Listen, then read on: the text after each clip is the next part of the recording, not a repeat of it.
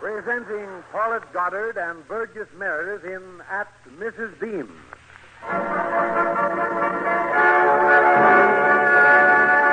The United States Steel Corporation, 500,000 employees and stockholders present the Theater Guild on the Air.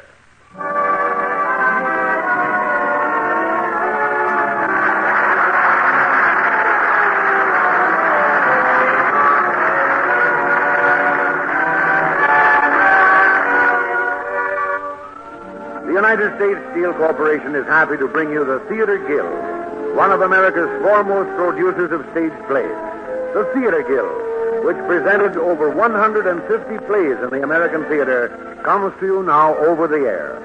Tonight we bring you C.K. Munro's comedy of hijinks in a London boarding house, At Mrs. Beam's, starring Paulette Goddard and Burgess Meredith and featuring Brenda Forbes.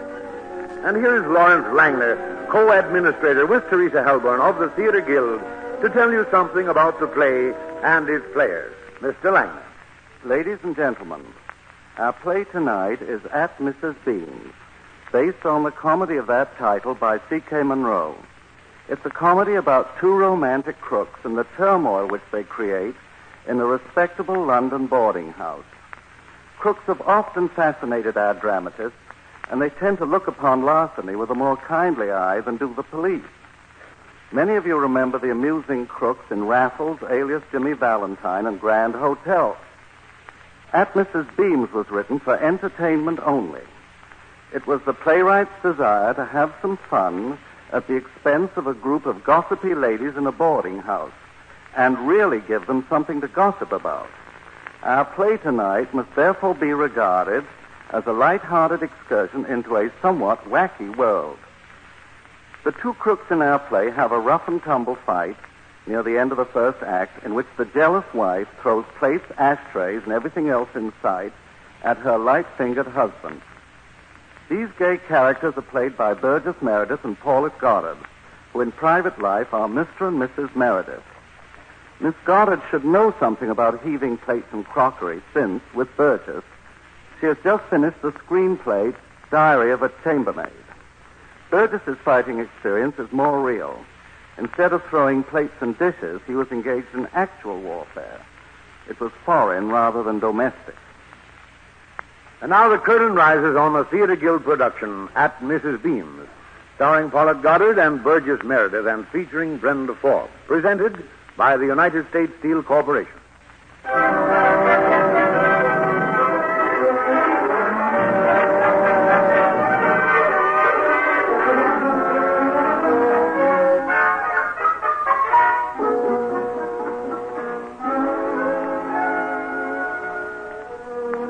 Tonight we take you to London, England, in the days before World War II. There in respectable Regent's Terrace overlooking Regent's Park, we pause for a moment at number 22. It's a brownstone house. The haze of an occasional electric light, but recently converted from gas, shines through the long, respectable window. Over the doorbell is a neat white card. It says, Mrs. Beam's, Rooms for Rest. It is in this house, with its strange assortment of rather odd characters, that our story opens with the ringing of a doorbell. I'm coming, just a minute. I'm coming, I said. Can't you wait a minute? Oh. Good evening. Good evening. This is a hotel, isn't it? Well, not exactly. It's a boarding house. That's what I thought. We'd like a room, my wife and I. Oh, come in, won't you? I'm Mrs. Beam. How do you do? This is my wife. Say, how do you do to Mrs. Beam, dear? How do you do, Mrs. Beam? I'm very well, thank you. Now, about the room. I have only one vacant. It's on the first floor, twin beds, and you'll have a wonderful view of the park. May we see it, please? Of course, it is a little expensive. You see, we're rather exclusive here. I have very few guests, and they've all been with me ages. Why, the oldest, that's Miss Shoup. You'll meet her later. That is, if we like each other and you decide to stay and I decide to let you. So you see, we're really more like a private family than a... Well, as I was saying, it's a lovely room. We'll take it. Will you sign the register, please? Certainly, certainly. Madam, Mr. and Mrs. Joseph Dermott. Thank you. There you are. And where are you from? Paris. We just arrived by plane. Goodness, you must have been in a hurry. Do you plan to stay long? I regret I'm unable to satisfy your curiosity, madam. Our plans are elastic. Aren't they, darling? Oh, yes, they are very elastic. Oh, alors, mon cher, I have spoken it all by myself. Wonderful, darling, wonderful. She said elastic. Isn't she wonderful, Mrs. Bean? Her English, I mean. Oh, I have a wonderful, how you say, teacher, n'est-ce pas? She's French, you know. Could you tell that, Mrs. Bean? Oh, I guessed it. You can't fool me on nationalities. I have a trained ear. You and I don't recognize... say. Mrs. Bean, her father is the Marquis de Saint-Just. Joseph, please. Well, I'm telling Dear, you. oh, dear, the daughter of a French marquis in Regent's Terrace. And now, madam, if you'll show us to our room. Oh, no. That is, won't you come into the drawing room first and meet our little family? Oh. I'm sure they'd never forgive me if... the daughter of a French marquis in my house. But couldn't we change... Oh, just leave your bags and trunks out there. We'll take care of everything and come this way, please. Oh, they're such lovely people. I'm sure you'll just love meeting them. Watch the steps. Each one is a jewel, just a jewel, right this way. Here we are.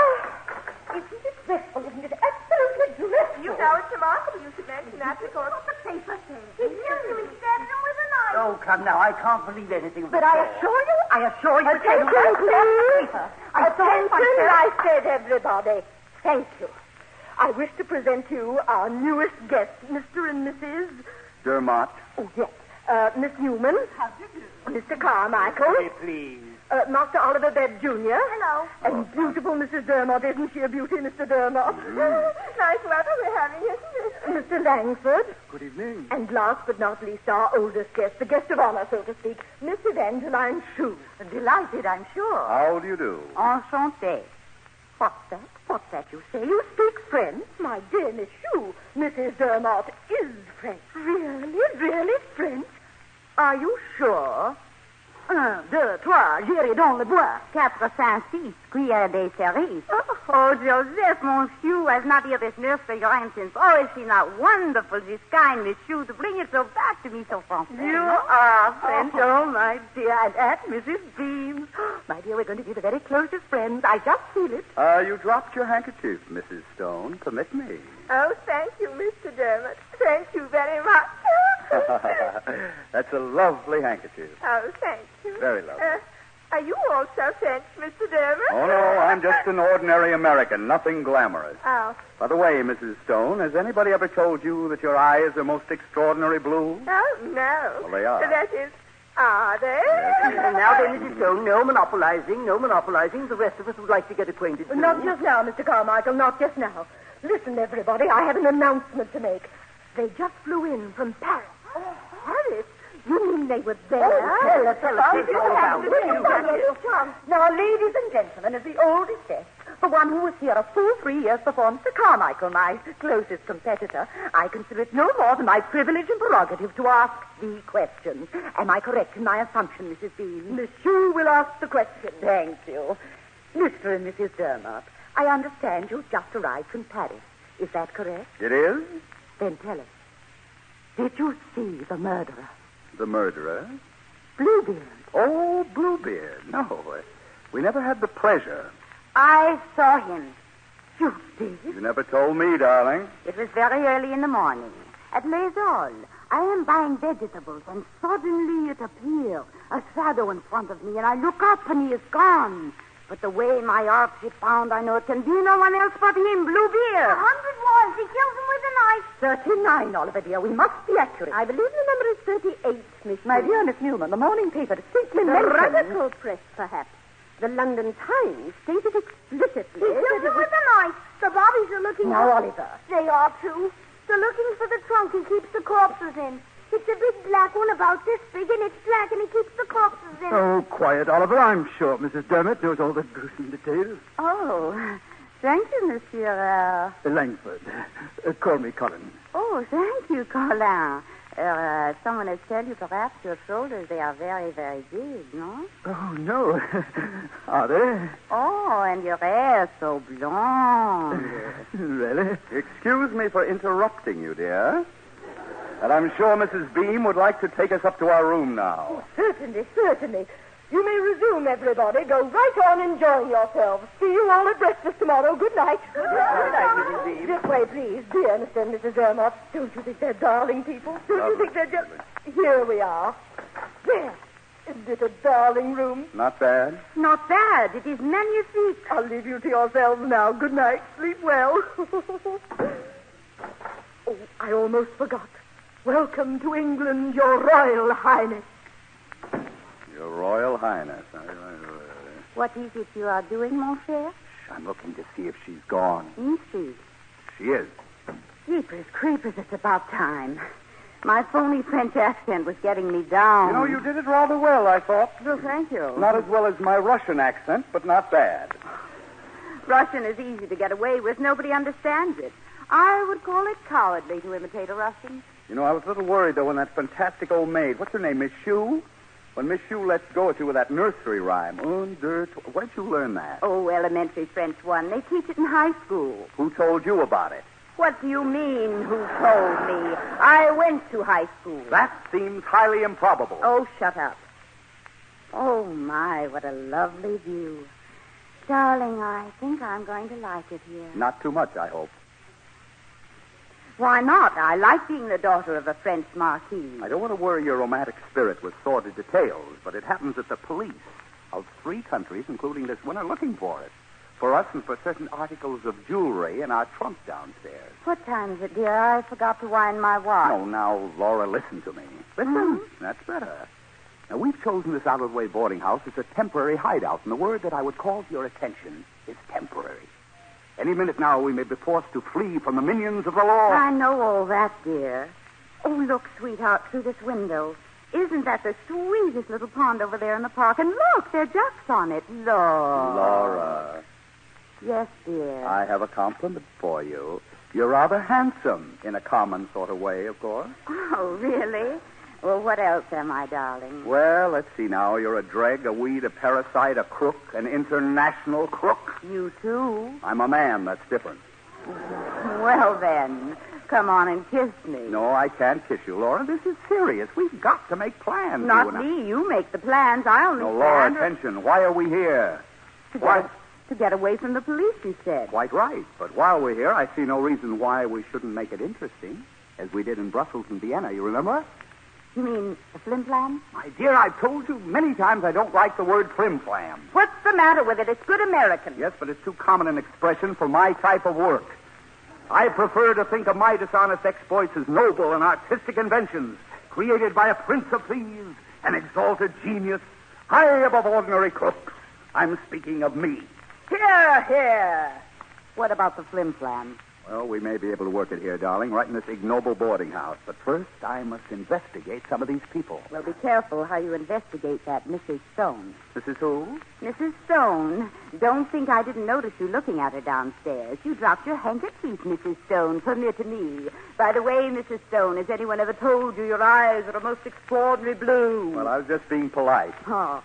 Speaking of looking at people, what about that young man downstairs? Now, what's his name? Langford, Colin Langford. Aha, I thought you'd remember it. What was he saying to you off in that corner where he maneuvered you? He did not maneuver me. I maneuvered myself. The question of maneuvering is beside the point. You brought it up. I withdraw it. What did he say to you? He admired my eyes. Did he? Anything else? He thought I was the most beautiful woman he'd ever seen. The fool? What? He has no right to talk to you like that. Oh, dearest, don't you agree with him? Yes, I agree with him. I don't know why I do. Maybe it's the way you look framed in that window with the moonlight. Am I getting soft, Laura? Am I becoming... Of course you are, darling. Kiss me. No, I Oh, just... don't talk. Kiss me. Kiss me again. Come on. Okay, darling. I've stopped talking for tonight.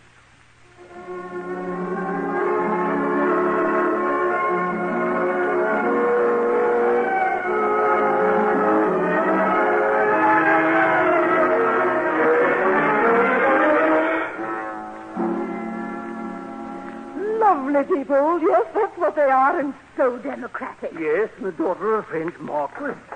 Good morning, everybody. Good morning, monsieur. Have you seen the papers? Have you seen them? No. The Paris Bluebeard has escaped. Yes, the human, Mrs. Beeman, dear Mr. Carmichael. He escaped just when they thought they had him in the hollow of their hand. Well, now, monsieur, They think he's in London. Dear me. Mr. Carmichael, what do you imagine a man like this person would do, supposing he did come to London? Where would he play and that sort of thing. Well, in a fashionable hotel, most likely. They always do. Wrong, dear Mr. Carmichael, very wrong. That would be the obvious place. I think he'd select a quiet residential hotel, even a boarding house, perhaps. Dear me, not a pleasant thought, is it? The papers say this Bluebeard has a mole just under his left eye. Did you see that? No. Just under his left eye. Well, my dear, have you noticed Mr. Dermot? He has a mole just under his left eye. Nonsense, Miss Sue. Are you trying to Sorry say to tell you. In addition, I saw his luggage last night when they arrived. Paris label. But they said this. And did you notice the trunk? A large trunk, yes. I mean, it's an enormous black trunk, just like the one the French police are looking for. With the bodies of dead females in it. Yes. Now, the finger of suspicion definitely points. Did you see the extra all about Bluebeard? They No. found out he wears a toupee. Really? A toupee? Well, thank you, Oliver. Now, run away, dear boy. But what about her? His wife. Mrs. Bean said she was the daughter of a French nobleman. I was coming to that. And my answer is, how do you know that she is his wife? Well, And it isn't his wife. What, then, is she? A prospective victim. Exactly.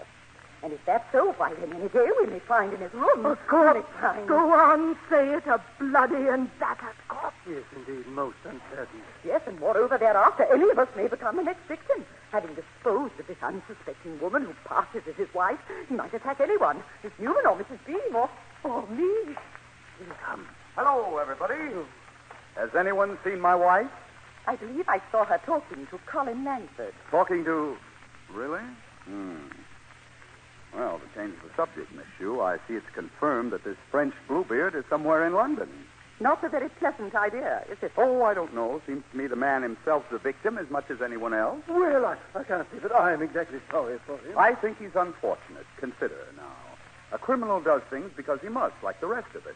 If he needn't, he wouldn't do them because he knows the consequences as well as you do. Well, I think he should be flayed alive, just flayed alive. I don't. He's probably a very charming rascal. Well, see you at dinner. Well, dear Mrs. Bean, how could you do it? Surely that wasn't very wise. Flayed alive, that's what I said. But surely you didn't have to tell it to him to his face. You mean, you think he's Bluebeard? My dear, what else have I been saying? And did you see the way he defended himself just now? What more proof could you want? He's Bluebeard, I tell you. Good heavens, we'd better get the police. No. We need further evidence. We watch him. We'll watch his every move. A few days more, just a few days more, and we will have him in the hollow of our hands.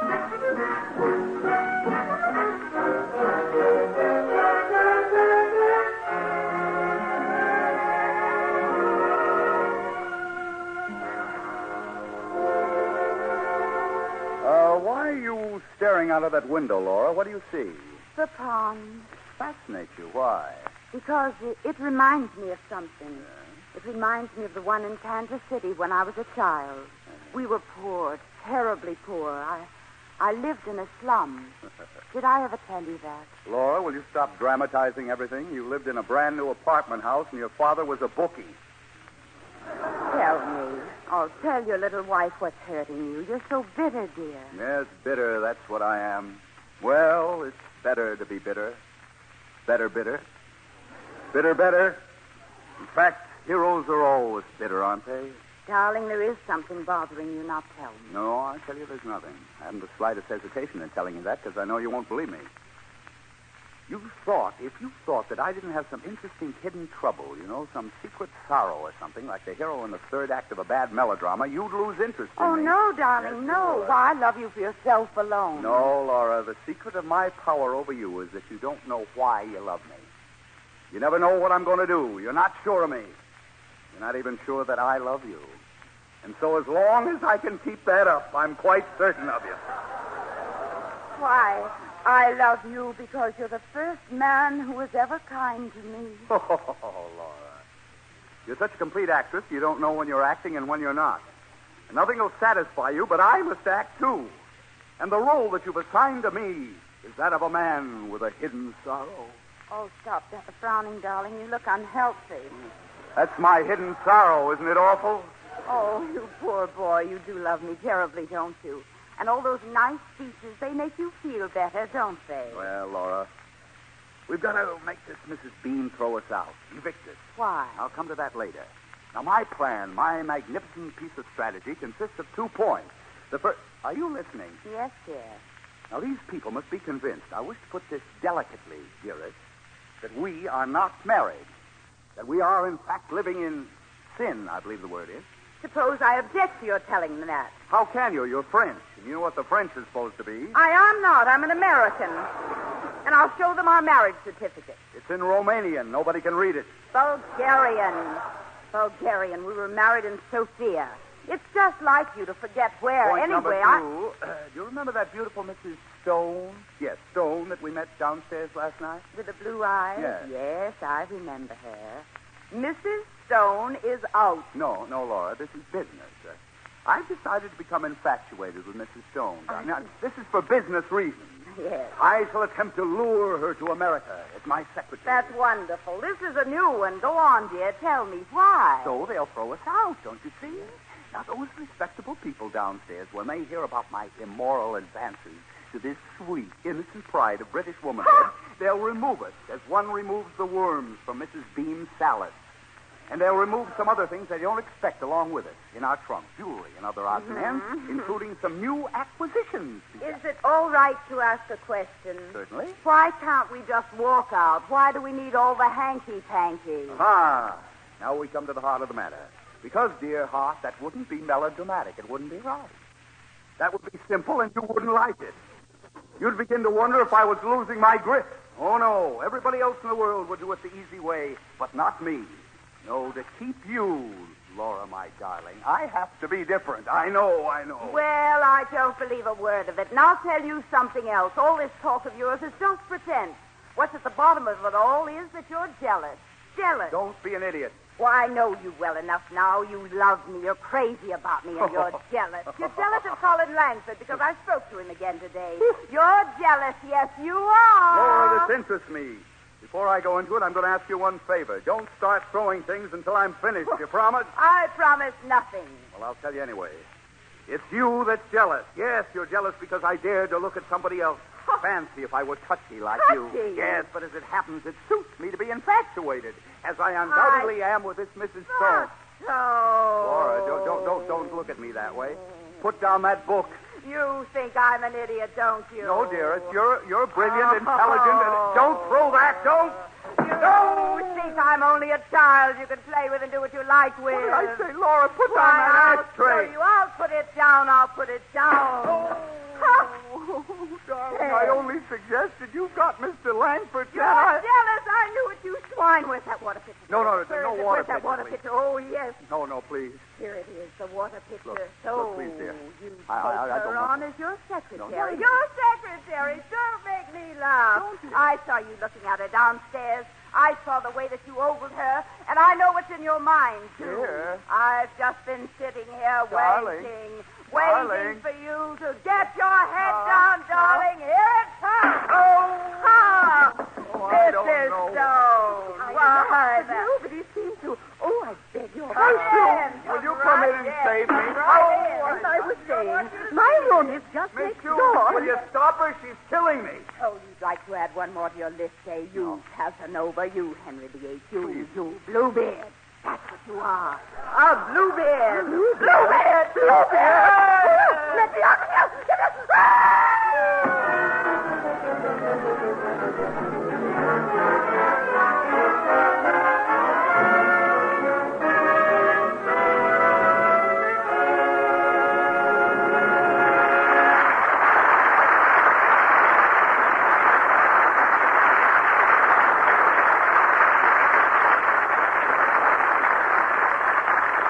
The curtain has fallen on the first act of the Theater Guild on the Air, presented by United States Steel.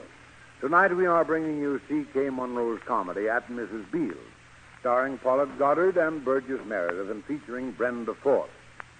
Now, before our second act begins, here, speaking for United States Steel, is the well-known reporter of the American Broadcasting Company, George Hicks. Good evening. Your paper today was full of news and pictures about America's greatest Navy days. And during the past week, thousands of you who live in seaport cities were among the millions of Americans who actually went on board ships of our mighty fleet. You saw at close range many of the weapons that made our Navy so powerful. But what you probably didn't see was something down in the engine room called the high-speed steam turbine, an amazing mechanical development that promises to be just as important in peace as it was in war. Yes, this special type of high-pressure, high-temperature turbine will work wonders for peacetime shipping, just as it does for our Navy. And here's why. Because of it, more power is obtained with less steam. That means a saving of 25% in fuel, or to put it another way, an increase from 1,000 to 2,000 miles in the distance a ship can go without refueling. What's more, since a ship using this turbine needs to carry less fuel and water, there's more space available for cargo. And because the turbine itself is relatively small and light, the saving in weight means greater speed for the ship. This power miracle was one of the many developments pioneered long before the war by the Federal Shipbuilding and Dry Dock Company, a subsidiary of U.S. Steel. But there was one big problem that had to be solved before the new turbine was ready for operation. The pipe, then in use, was not strong enough to handle the tremendous heat and steam pressure it required. So Federal called in another subsidiary, the National Tube Company, and U.S. Steel's research department to develop a special alloy steel tubing capable of withstanding the pressure and the heat.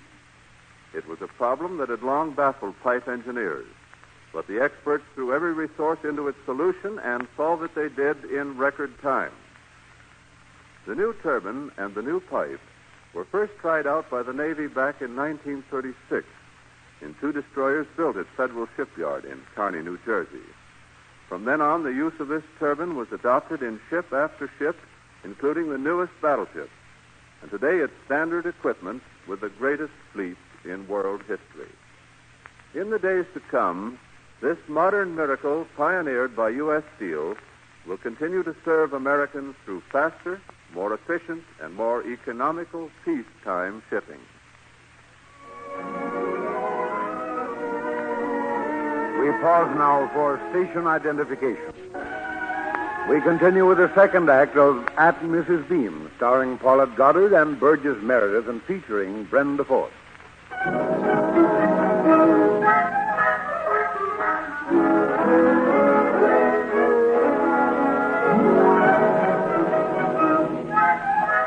You remember that extraordinary pair of international crooks, Joe and Laura Dermott, whose professional activities are so greatly complicated by their stormy marital relations? Well, here they are, snugly installed in that first-floor room in Mrs. Beam's genteel boarding house. Also in the room is that trunk. It does not contain, as Monsieur imagines, the dismembered bodies of murdered ladies, but it does contain jewelry and other valuable articles which the Dermotts have acquired during their previous travels. How to get it out of the house? Dermott will make love to Mrs. Stone, one of the more susceptible lady boarders, and cause so much trouble that he and Laura will be expelled from the house and the trunk along with them. Laura, played by Paulette Goddard, does not in the least approve of this scheme. Nevertheless, Dermott, played by Burgess Meredith, has taken Mr. Stone out into the garden for a tender conversation. The garden is lovely in the moonlight, isn't it, Mrs. Stone? Yes, it is. Shall we sit down on this bench? Are you quite sure we're alone? Oh, quite. I take it you got my note. Hmm? Well, what do you say? You really mean that you'd like me to be your secretary? Yes. Why not? Well, I'm sure it's very kind of you. But you see... Yes? Well, you see, my husband, he might object. Oh, but why? Well, you see, you travel about, don't you? And Yes. I should have to go with you. If I was your... Yes, but why on earth should he object? Well, I don't know. I think he would, you know. He's just... Yes, but why? I mean, that would be extraordinary, wouldn't it? Yes, oh, yes, I suppose it Sure. would. But then you see, he's an extraordinary... Mr. Dermott, isn't there someone standing behind that tree? Certainly not. Your husband doesn't treat you very well now, does he? Oh, no. What? Oh, no. I mean, yes. That is, I mean... I think perhaps all men are the same, don't you? No. You think that I'd be the same? I don't know, I dare say, but Then you're not my husband, you see. No, but if I was. I don't know. After all, how could I? Oh, here's Miss Sue. Why, Miss Sue, how nice to see you. I believe I left my glasses out here somewhere. On the bench, perhaps? They're not on the bench. Oh, have you looked? They happen to be hanging on a cord around your neck. How silly of me. Very. Thank you, dear Mr. Durham. Not at all. Goodbye, Miss Sue. Now, where were we? Oh, yes. Mrs. Stone, when you take a thing up, you put your whole heart into it, don't you? Yes, I expect so. Yes. Well, you see, that's what I want. I want someone resourceful that I can trust to leave things to. See what I mean? Oh, yes. Can you write shorthand or type or anything? Well, I did take it up once, only I gave it up. Mm-hmm. I didn't write it. I didn't get on very well. Well, that's all right. It's only a question of will. If one only has the will, one can do anything in the world. Don't you think so? Yes, I should think. Isn't that a woman's head peeking out from behind that tree? A woman's head? Certainly not.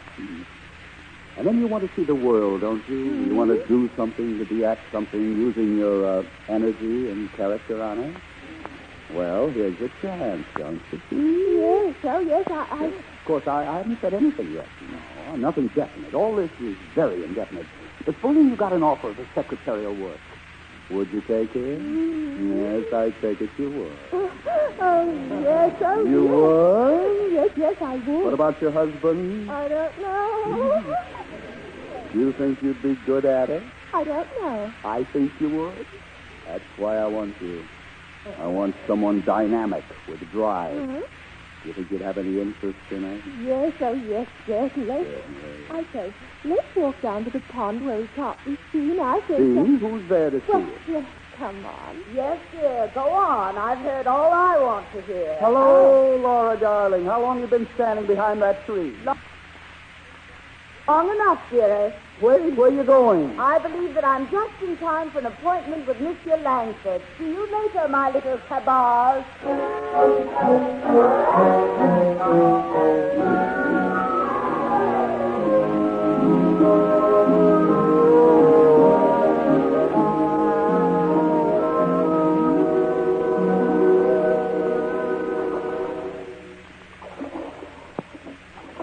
Colin? Yes, Laura?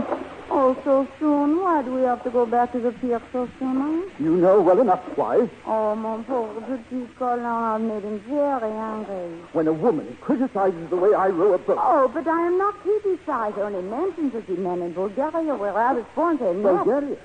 What? I thought you were born in France. Oui, the men in France where I was born. Laura, is your father a French nobleman? You are calling me a liar?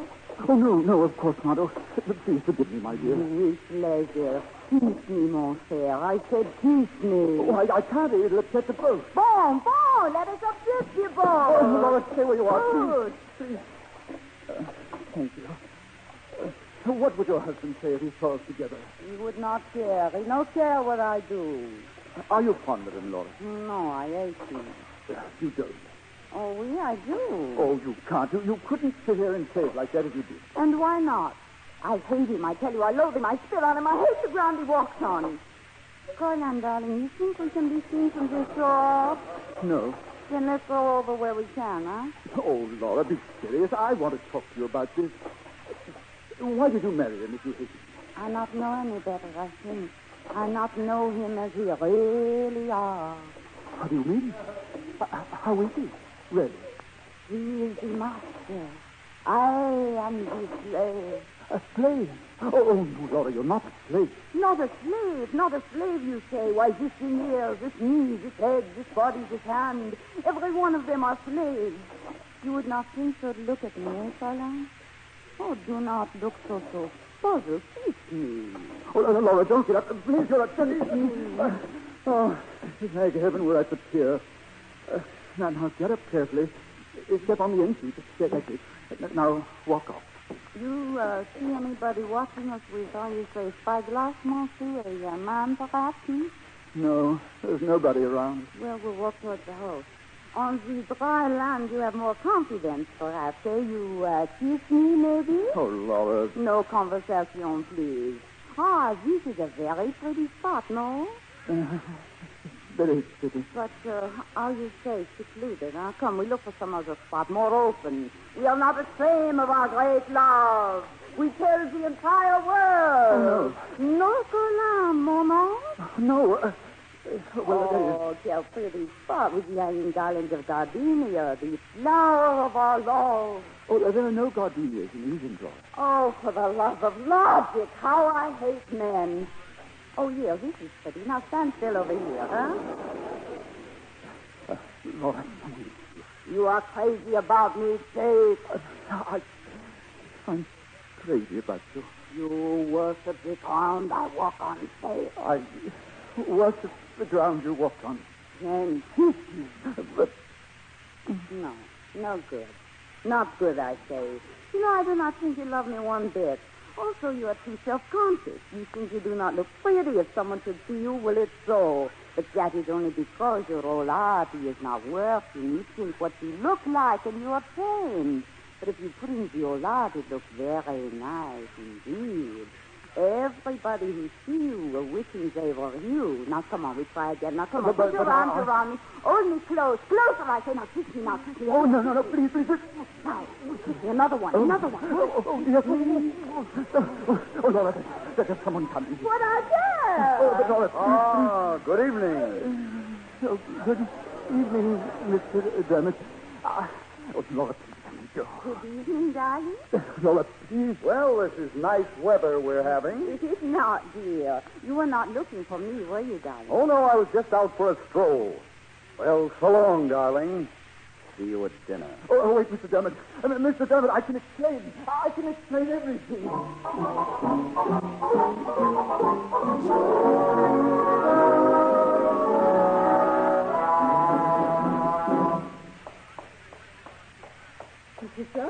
Mrs. Dermot. Oh, Mademoiselle Sue. Bonjour. Before you go inside, I would like to apologize to you. That is about last night. Last night? I mean to say to enter your bedroom unannounced. Although I did knock, I assure you I did knock. At an intimate moment when... That is all right. My husband and I, we fight all the time. You do? Oh, night and day and night, always we fight. Sometimes one wins, sometimes the other. He is a very bad man. Oh, my poor child. You must tell me all about yourself. Where were you educated? Me? Yes, you, dear. Harvard, Princeton, Yale. No, a convent in Paraguay. Paraguay? Really, dear me, that must have been immensely interesting. Immensely interesting. Let me see. Paraguay is the brown piece between the two pink ones down near the toe. On the map, I mean. You're not very old, are you, dear? No, but very experienced. With my husband, experience come very quick. Your husband is a quick-tempered man. Quick-tempered? He would kill me just like that. If you know I am unfaithful. Well, then, that's just what I was going to say. Do you think your action as regards Mr. Colin Langford is quite wise? Huh? I refer, of course, to what went on when you got out of the boat. Oh, you have seen us also. Well, I was in the tulip bed looking for my glasses. Now tell me, dear, what would the Marquis, your father, say? What would he say? I'm sure he would not approve of that sort of thing. And your husband, what would he? I told you, he would kill me. But what I care, he do the same to me, only worse. The same? You mean he is on intimate terms with other women? Others? Andre! Oh, my poor child. Well, dear, now that you've told me, you must treat me as a friend in the matter, as, say, an elder sister. Where was it you first met Mr. Dermot? In Paris. He was what we called well-known roué. But this I do not know, not then. If I know then what I know now... Yes? I cannot say. He would kill me. Oh, poor child, aren't you frightened? Frightened? I'm terrified. Day and night and day, I live with this shadow over my heart, this insane jealousy. If he but see me look at a man, I am dead. My dear, I guessed it. I guessed it the very first evening you arrived. I guessed that you were frightened of him. But, my dear, how rash of you to marry him. I say, how rash of you to marry. We are not married. Now you know. Oh, thank you, Laura. It touched touched by your confiding the truth. This is my husband. No, I tell you this. You know what he do to me. And you, too. Yes, I am convinced he would kill you, too. Oh, dear, oh, dear. Oh, then we must cling together, you and I. We must cling together, must we not? And trust each other implicitly. And as a mark of my trust in you, dear Laura, I will tell you I know all about that big black trunk of yours. I know exactly what's in it. You know? Yes, dear, I know. I've known from the beginning. I can call off every article in it, item by item. Oh. After all, it has been well publicized, you know. Oh, but not all. There are some items that haven't even been listed yet. You mean there are more? More, but... Dear, your husband, I must fly. Goodbye, dear child. Keep a stiff upper lip. I'll save you. Goodbye, Miss Hugh. Well, Laura, how's your friend, Miss... Stop it, darling. She knows. She knows what's in the trunk. She just told me. Wow, I guess that does it. What are we going to do? You'll have the police here in 10 minutes. Well, maybe not. Maybe we'll have time No, to... it's no use. We wouldn't have a chance together. Here's all the money we've got. You beat it. What?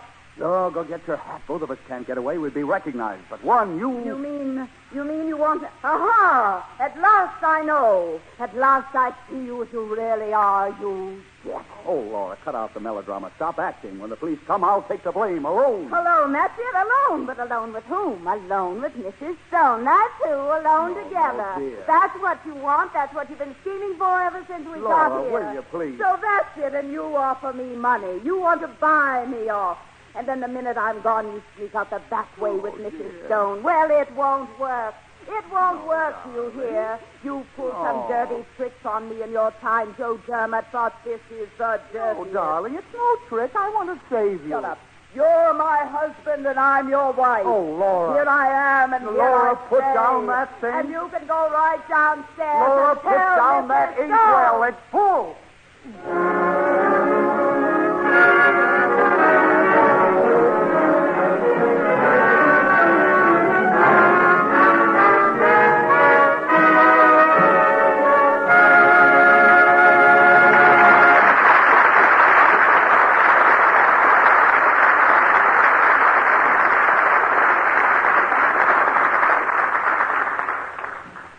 The curtain has fallen on the second act of the Theater Guild On the Air, presented by the United States Steel Corporation. Tonight we are bringing you C.K. Monroe's comedy At Mrs. Beam's, starring Paulette Goddard and Burgess Meredith and featuring Brenda Forbes. Here again for United States Steel is George Hicks. As I speak to you now, it's 7:40 tomorrow morning in Arabia, and the sun is shining brightly on the Persian Gulf. Already heat waves are shimmering on the desert, and in an hour or two it'll be so hot in that distant land that metal will burn bare hands. On a spit of sand jutting into the Gulf, thousands of Americans and natives are at work building a modern city. This is Ras Al Tanara, the new capital of the tremendous Arabian oil fields. The men who work here are thousands of miles from America, but they work with the finest machinery, their houses are air-conditioned, and their hospitals have the latest equipment. Practically all of this equipment has been carried to them via the Isthmian Steamship Company, one of the members of the United States Steel family. For almost 40 years, Isthmian has been carrying the products of America to the far places of the world and bringing back their products in exchange. The house flag of Isthmian Lines is a familiar sight in dozens of ports of the East, from Alexandria to Manila. For years, Isthmian ships have sailed round the world, from New York through the Panama Canal, to stop at places like Honolulu, Shanghai, Saigon, Manila, Java, and Singapore, and through the Suez Canal back to New York, while sister ships sailing in the opposite directions came through the Mediterranean and Red Seas to call at such ports as Bombay, Colombo, Rangoon, and Calcutta. To replace the 17 ships lost in the war, Isthmian has authorized a new and finer fleet, so that every major harbor of the East will again be a port of call for Isthmian ships as they deliver the things America makes and bring back the things America needs: rubber and silk, pepper and mahogany, cinnamon and tea, hemp and manganese, tin and rugs, oil of sandalwood, and 1,000 other things. Those ships will link this country with the other countries of the earth for the benefit of all. That is the task of this member of the industrial family that serves the nation, United States Steel. We continue with the third act of At Mrs. Beam, starring Paulette Goddard and Burgess Meredith and featuring Brenda Force.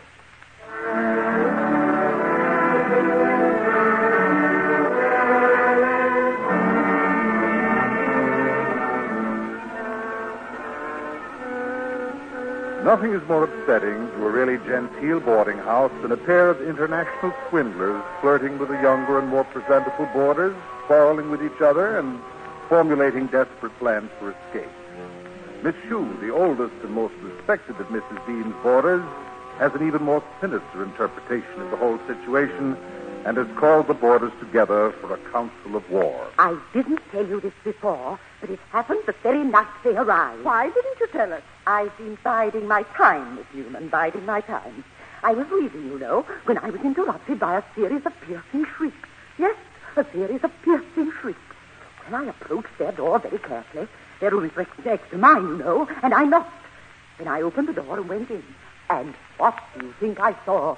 Well, what did you see, Miss Shue? Well, there she was, just under the window, lying in a poor little heap on the floor, unconscious. And there was he, the brute, towering over her, the perspiration streaming down his face.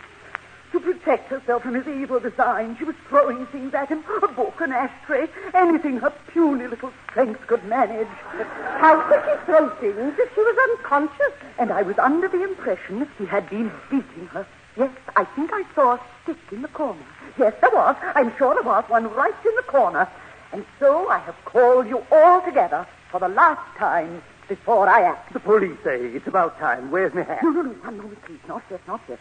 First, I want to present you all, especially you, dear skeptical Miss Newman, the final proof.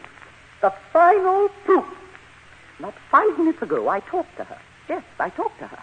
His wife, I mean. Oh, Huzzy, I saw her with Colin Langford. And she told me that he is the man I guessed from the beginning he was, the very first night. And then she told me, I tell you, it's a risk of life and limb, They are not married. Legally, you mean? Legally, or any other way. Then why does she live with him? I'll explain in due course. And finally, as a climax, my whole theory is proved to be true in every particular. That, dear skeptical Miss Newman, is the grand climax. What is? The trunk. She told me what was in the trunk. You mean she knows there are the bodies of his victims in there, and she still... In due course, dear Mr. Carmichael, in due course. Very well, then, Miss Shue. She told you what was in the box. What is it? Trunk, dear, not box. Well, trunk, then. What did you say was in it? Well, really, Miss Newman, I don't think we need go into that. Did she say there's the bones of the lot when he killed in that trunk? Did she? My dear, you mock me. You're doing your best to mock me. Did she say, for instance, there's the bodies of 4 dead females in that trunk, and I'm to be the next one? Did she? Well, dear, though I forgive you freely, I must say this is most trying to be What did she say? What did she say? Oh, no, Miss Newman, no shouting, please. I am not shouting. You are. Of course, I know it's difficult for skeptical people to control. I am not shouting. Yes, you are. I am not. You are. I am not. You are. You are. You are. Stop. Nothing has to do with it.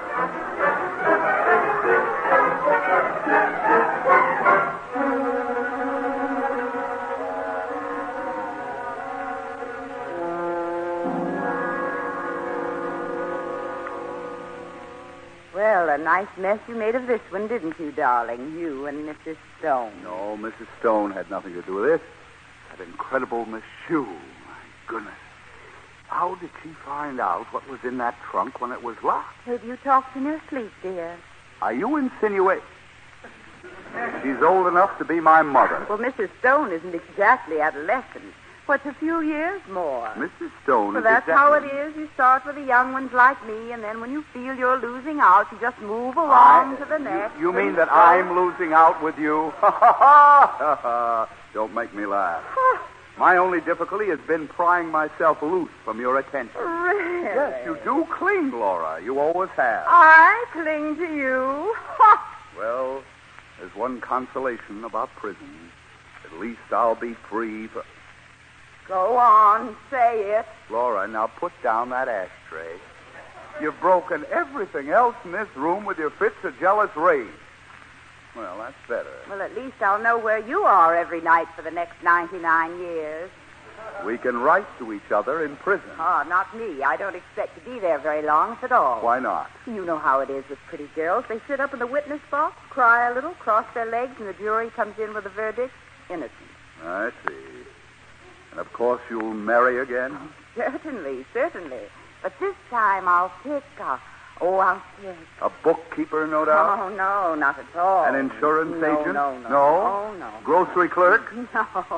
Proprietor of a chain store delicatessen? No.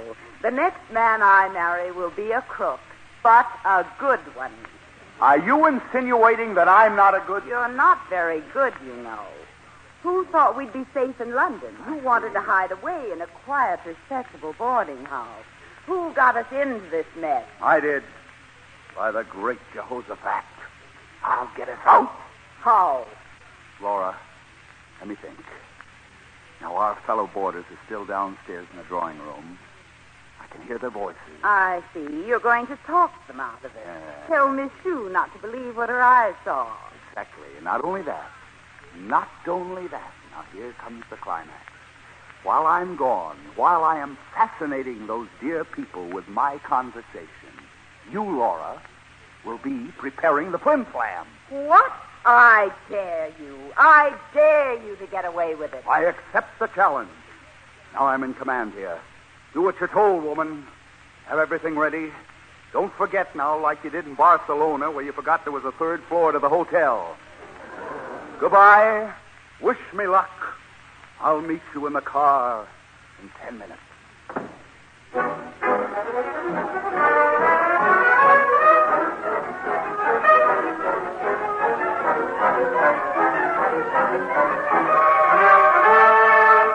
I repeat, I wish to repeat, I am not shouting. Yes, you are. I said I am not. Ladies, please. Pardon the intrusion, dear Miss Shue, Miss Newman. How do you do, Mr. Carmichael? It's Mr. Dermot. Indeed it is. Miss Shue, there's something urgent I wish to ask you. Yes? Miss Shue, my wife tells me you know something about me. May I ask what it is? Why, nothing, I'm sure. Mr. Dermot, she says you've got a mole on your body. She says she's seen it. Miss Newman. And personally, I shouldn't be a bit surprised. Mr. Dermot, I never said anything of the sort. Yes, you did. I didn't. Now, ladies, perhaps I'm lacking in a sense of humor, but what has a mole on my body got to do She with... also said you own a big black trunk. I do. And she said there's something in that trunk. Aha, now we come to it. Tell me, Miss Shue, what is in that big black trunk? Tell him, why don't you? You've told us often enough. Very well, then. I'll tell him. Miss Shue says... Miss Newman. Miss Shue says... He says your trunk is full of the bodies of dead females. What? She says, furthermore, that you're the Paris Bluebeard, the one that murdered 38 39. You mean that I'm the Paris...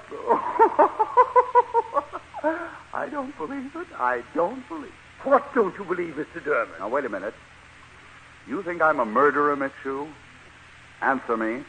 Well, Yes or no? Well, Yes, I do. Fine. What do I murder my victims with? Answer me. The papers say, they say you usually use a knife. A knife? A knife, eh? Would you say that the knife looked like this one? Miss Shue, how old are you? This is 47. 47. Uh-huh. Miss Shue, it has come to my attention that different people scream differently when they are being cut up. It depends on the physique, the temperament, and the age. Yes. I've never yet murdered an unmarried woman of 47. I wonder what her screams would be like. Stand where you are. Don't move. Last one stroke of this knife, your head will be severed from your torso. That is, it would be if the knife was sharp. You know, as a matter of fact, Miss Shue, it's an antique gold letter opener. It might cut through butter, but it wouldn't cut through you. Listen, everybody. I'm not Bluebeard. You're not? No, of course not. Bluebeard wears its toupee. Haven't you read that? My hair is real. Pull it, Miss Shue. Go on, I insist. Out. Bluebeard has only 4 toes on his left foot. Look, I'll take off my shoe. Count those toes. 5 of them. Count them. They're all real. Look, I'll wiggle them for you. See that? Senor, no. Well, perhaps there's been a slight mistake. Think nothing of it, Miss Shue. Think nothing of it. Now, to show you there's no hard feelings, I present you, Miss Shue, with this antique gold letter opener. Oh. Not so much in the hope that you will cut your throat with it, but as a farewell token of my affection and esteem. Oh. Goodbye, everybody. Goodbye, dear Miss Shue. No, don't follow me, please. Look, I blow you a kiss. Goodbye. Well, now, what do you think of Oh, what a sweet, kind, generous, forgiving man. To give me this beautiful letter opener. Isn't it a beauty, dear Mr. Carmichael? Isn't it lovely, dear skeptical Miss Newman? Has anybody seen Mr. Dermot? He's just left, dear Mrs. Stone, and look what he gave me for going away, Fred. What are you doing with my letter opener in your hand? You've been sneaking into my room again. You stole it. Why, of all the cheeks, Bluebeard's gone. He's gone. They just drove off in a blue and green sedan. My car! My car! They've stolen my car! The thieves! The thieves! They've cleaned out every room in my house. The candlesticks, the linens, the silver. They even took the bed warmer from Miss Shue's bed. Oh, my get God.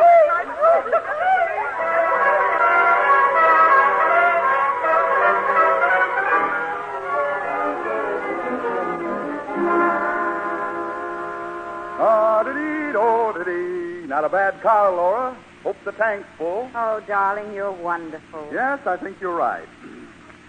Did you take everything that wasn't nailed down, dear? No omissions this time? Not a one. Darling, you are magnificent. I don't see how you do it. Oh, I just talked them out of it. They were spellbound. Nothing to it, really. Hand me a cigarette, Laura. Yes, dear. Light, darling? Light it for me. Thank you. You're welcome, sweetheart. Darling, you're the greatest crook that ever lived. Yep. Better than Jesse James or Raffles or Yes, any... I think you're right. Thank you, dear. It's really quite simple when you know how. Of course, it's a pity I didn't, yes, it is. Didn't get to say goodbye to Mrs. Stone. There, Laura was a woman. What? You mean that little... Yes, she had wonderful blue eyes and the most fascinating... Laura, what are you doing? Laura, put down that monkey wrench.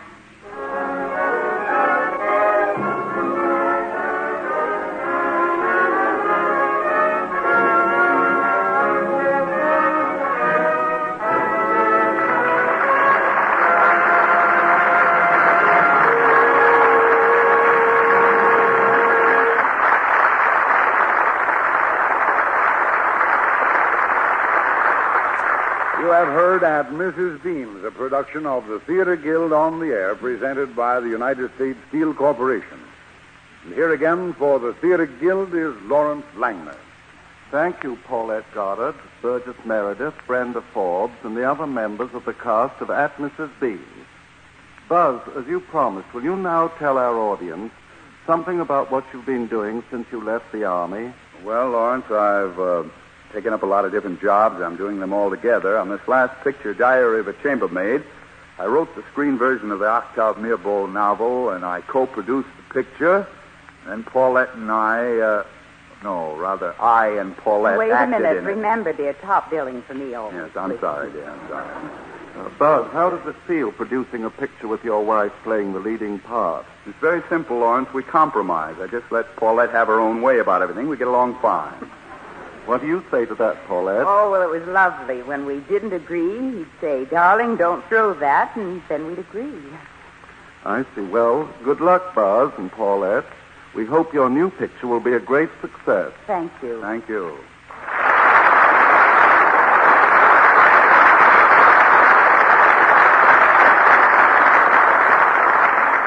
Our play next week is Storm Over Patsy. Patsy isn't a girl, as you might imagine, but a very attractive dog.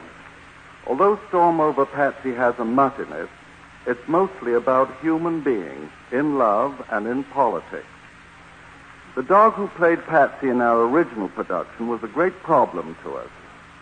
On the opening night of the play, he stared at one of the dramatic critics and wagged his tail all through the scene, obviously trying to get a good notice.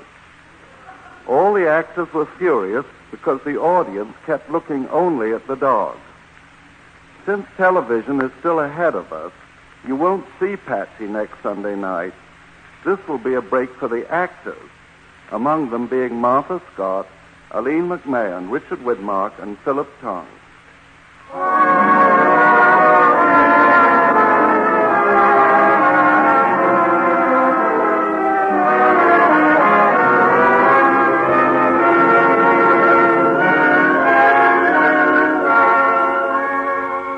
The United States Steel Corporation hopes that you'll be with us next week at the same time when we will bring you Storm Over Patsy with Martha Scott, Aline McMahon, Richard Widmark, and Philip Tong.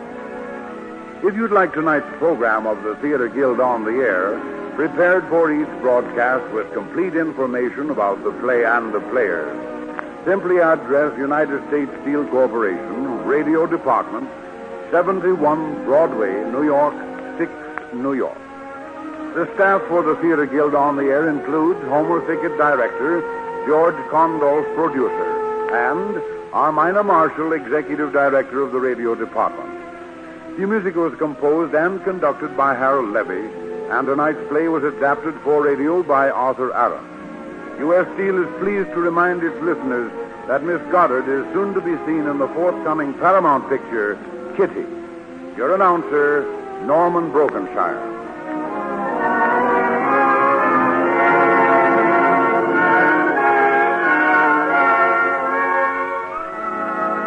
I want to tell you about some of the forthcoming plays in this series.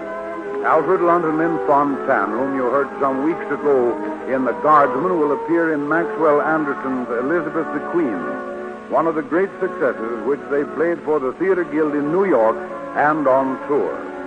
Later in the series, Mr. Lunt will appear in Sidney Howard's comedy drama, Ned McCobb's Daughter.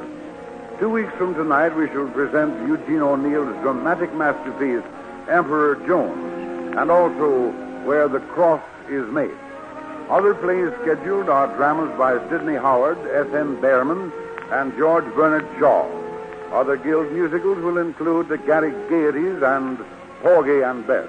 Among the actors who will appear in this series are Frederick Marsh, Florence Eldridge, Joan Fontaine, Walter Houston, Ethel Barrymore, and Katharine Hepburn.